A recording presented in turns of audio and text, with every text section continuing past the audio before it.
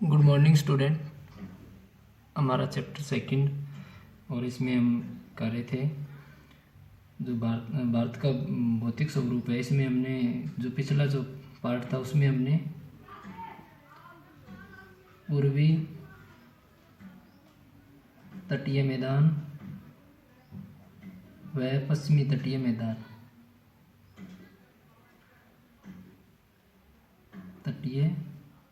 मैदान के बारे में हमने जाना था। तो आज जो हम करेंगे वो करेंगे उत्तर या भारत का उत्तरी मैदान, यानी भारत का उत्तरी मैदान है उसका निर्माण कैसे हुआ और किस प्रकार इसको हमारे क्षेत्र कौन कौन से भाग में ये फैला हुआ है। तो सबसे पहले हम देखेंगे कि भारत का जो उत्तरी मैदान है, भारत का उत्तरी मैदान तीन प्रमुख नदी गंगा, सिंधु, ठीक है, गंगा, सिंधु व ब्रह्मपुत्र,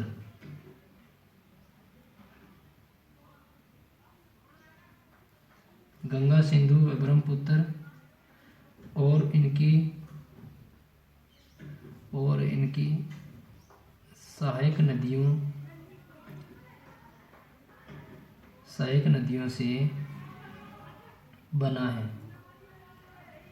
यानी तीन मुख्य नदियां हैं, गंगा, सिंधु और ब्रह्मपुत्र। ये अपने जल के साथ में मिट्टी, कंकड़, पत्थर लेकर आती है और भारत का जो उत्तरी मैदान है उसका निर्माण इनके द्वारा किया गया है। ठीक है, तो अब इसमें देखें ये नदियां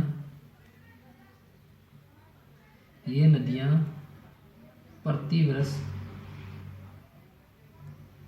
वर्ष लाखों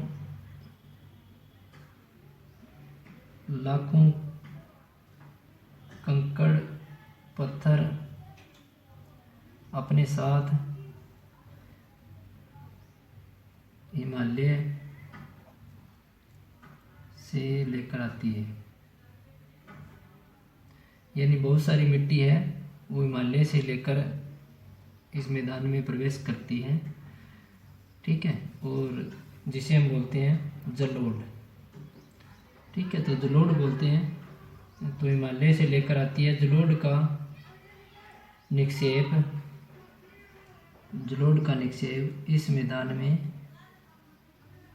इस मैदान में करती रहती है। ठीक है, तो यानी मिट्टी प्रति वर्ष लगभग जो इसका पानी है इसके साथ में आती रहती है और इस मैदान में जब ये प्रवेश करती है मैदानी भाग में, तो इसकी जल की गति कम हो जाती है।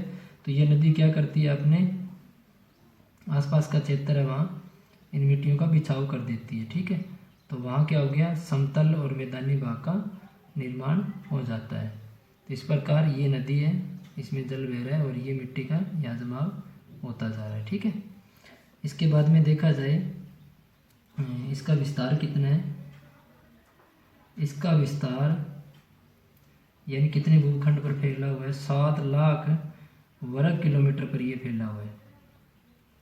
वर्ग किलोमीटर पर फैला है, 7 लाख वर्ग किलोमीटर पर यह फैला है। यह मैदान लगभग इसकी जो चौड़ाई है ना, इसकी चौड़ाई लगभग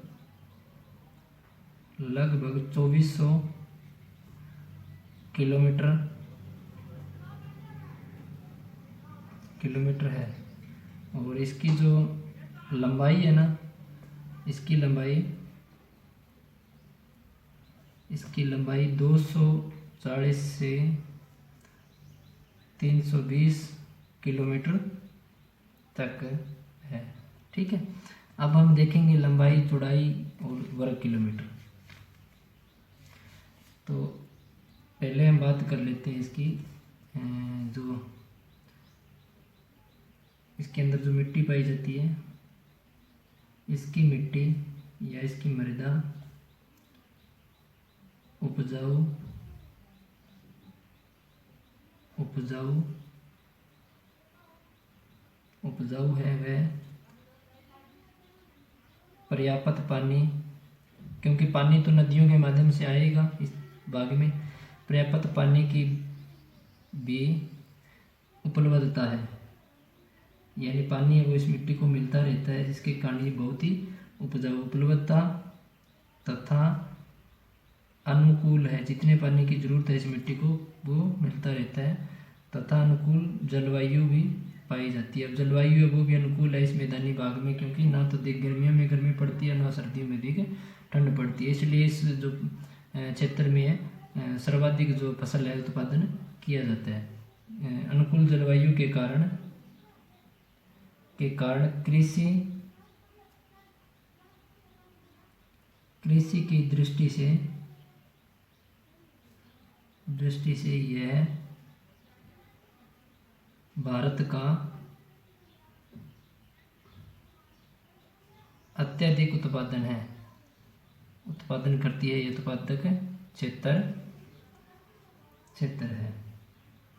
ठीक है, तो अगर देखा जाए तो ये भारत का सबसे उपजाऊ मैदान है, और इसकी जो लंबाई चौड़ाई की बात करेंगे, अभी हम एक मैप बनाते हैं भारत का।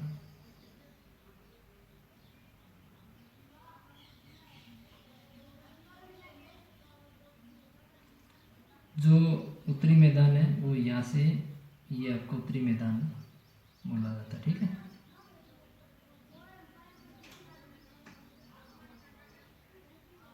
इस क्षेत्र की बात की जा रही है, इसे कहा जाता है भारत का उत्तरी मैदान। तो इसका जो निर्माण किया है, 3 नदियां हैं, गंगा, ब्रह्मपुत्र और सिंधु, या इसकी जो सहायक नदियां उनके द्वारा जलोढ़ के निक्षेपों से हुआ है, ये उपजाऊ भी है। अब इसकी लंबाई चौड़ाई मोटाई की बात करते हैं। 7 लाख वर्ग किलोमीटर ये क्षेत्रफल अगर लिया जाए तो 7 लाख वर्ग किलोमीटर में 7 लाख वर्ग किलोमीटर में ये ऐसे है, तो इसको वर्ग में अगर करेंगे तो हम 7 लाख में आ जाएगा। ठीक है, इसके बाद में देखा जाए इसकी चौड़ाई लगभग 2400 किलोमीटर है, जो ये चौड़ाई है ये है 2400 किलोमीटर। ठीक है, और इसकी लंबाई है 240 से 320 है। अब यहाँ इसकी लंबाई ये लंबाई, ठीक है, तो कितनी है 224 से 320। तो इस प्रकार इसकी लंबाई और चौड़ाई है वो 2400 किलोमीटर लगभग, और इसकी जो चौड़ाई है वो 240 से 320 के मध्य पाई जाती है। इसके बाद में बात करें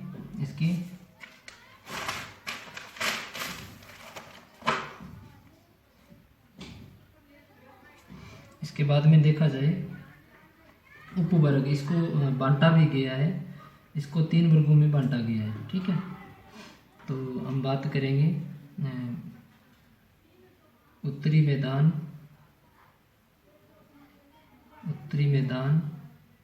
का वर्गीकरण। अब इस मैदान को 3 भागों में बांटा गया है। पहला है वह है आपका उत्तरी मैदान है, जिसे पंजाब का मैदान कहा जाता है। ठीक है, यह है उत्तरी मैदान के पश्चिमी भाग को पंजाब का मैदान कहा जाता है। जो पश्चिम में पड़ता है उसे पंजाब का मैदान कहा जाता है। जो इसका निर्माण है सिंधु की नदी के द्वारा मुख्यतः किया गया। सिंधु है सहायक नदियों के द्वारा, ठीक है, किया गया है। इसके बाद में इसकी बात करें जो सिंधु की सहायक है, सिंधु की सहायक में हम ले सकते हैं झेलम, झेलम नदी, रावी नदी, व्यास नदी, ठीक है, व सतलुज, सतलुज नदी आदि।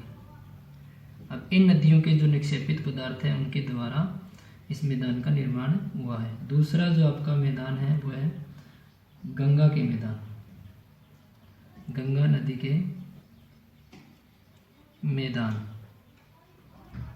अब गंगा नदी का मैदान है, उसमें क्या है, गंगा नदी का मैदान, गंगा नदी,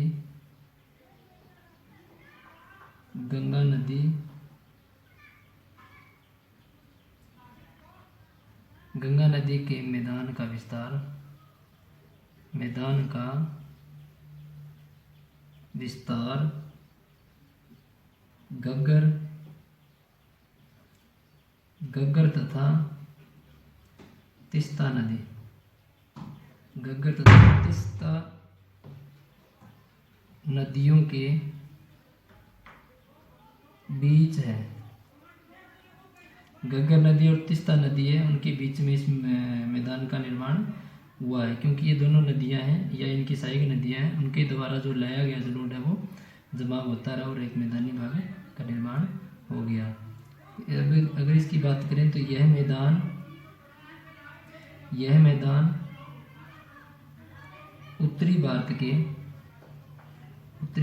के राज्यों इसमें हमारा हरियाणा, घग्गर नदी हमारे हरियाणा सिरसा के नज़दीक से निकलती है, ठीक है, हरियाणा, दिल्ली के बाद में अगर बात करें तो उत्तर प्रदेश, उसके बाद में बिहार, ठीक है, और झारखंड भी इसमें शामिल है, झारखंड के कुछ भाग है। तो इस प्रकार ये हमारा गंगा नदी का मैदान का विस्तार है। अब हम देखें नंबर 3 पर, तो हमारा आएगा ब्रह्मपुत्र